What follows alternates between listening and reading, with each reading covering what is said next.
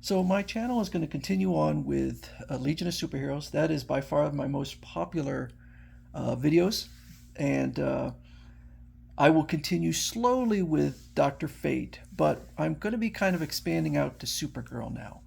That's going to be the next big thing I'm working on, and I've already produced, but not published, a bunch of videos. There are two that I have published with Supergirl, but only because it was a crossover with the Legion of Superheroes. So those are a little bit out of order with her first appearance, because those actually come later.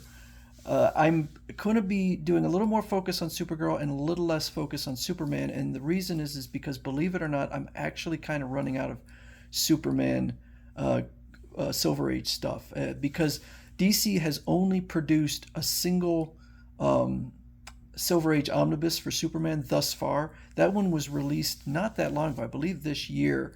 And hopefully they're going to be producing more. The only Silver Age Superman stuff I own is the Showcase Presents series, which is black and white. So I would prefer to do the color stories rather than the black and white. So Supergirl was, at least this Silver Age version, as one commenter pointed out, she's been reinvented many times, but I'm only focusing on the Silver Age Supergirl, the original Supergirl, created in May 1959. Her name is Kara Zor-El. That's her Kryptonian name. She was created by Otto Binder and Al Plastino, although I have no idea what contribution Al Plastino added, other than her look.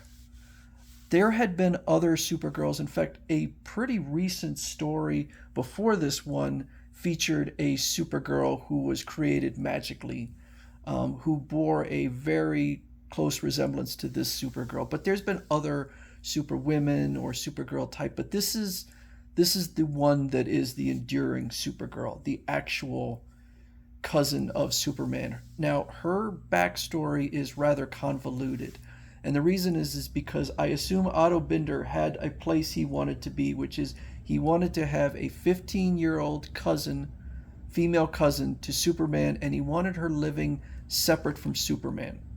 So how in the world could you have a 15-year-old, much younger cousin to Superman when all the Kryptonians besides the ones in Kandor were dead? So I'm releasing the first, or publishing the first introduction to this Supergirl, which explains her backstory and how she can possibly even exist. In this case, her existence is quite a bit different. She is 15 years old, and she is given over to Midvale Orphanage, where she will live for a while and operate autonomously. Superman has directed her to never reveal her existence. So in the case of Superman, he's always constantly trying to hide his secret identity, the fact that he is Clark Kent and Superman. In the case of Supergirl, or Linda Lee, which is her human identity, her issue is keeping her entire existence hidden, which she doesn't seem like she's that careful about it. She's constantly going out in her Supergirl costume and doing superheroic feats, so she's not very careful about keeping her existence secret. Supergirl has a lot less to do with battling villains. I assume this character was created to appeal to young girls. So I think they could have done a better job. These are fun stories, but I think one of the problems is that, we had the creator, which was Otto Binder, who was 48 at the time. Jerry Siegel, when he took over or was doing a lot of writing in 1960 for Supergirl, he was 46 at the time. Leo Dorfman started writing in 1962. He was 48. So you have three middle-aged men trying to create a 15-year-old girl character. And I think that it could have been done better. I think it would have been better if they'd focused more on kind of relationships, but thus far, and I'm about 11 or 12 stories. I've read all of these volumes. There's 2 volumes in this series. Um, I've read both, but it was so long ago I don't really remember the stories. But she will get a boyfriend eventually, but she really doesn't have any friends. That's not really what the focus of the story is.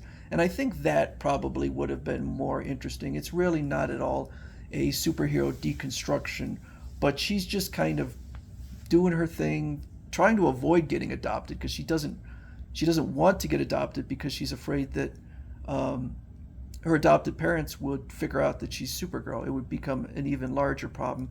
Although I don't know maybe whether it would be a larger problem than living in a house full of kids. But it's a great series. I enjoy it. Again, there's 2 volumes, so a lot to get through, and so hopefully people are going to have fun with this. I'm going to start publishing the videos that I've produced, and I'd love to get feedback on the characters. So that's the introduction to Supergirl from the Silver Age.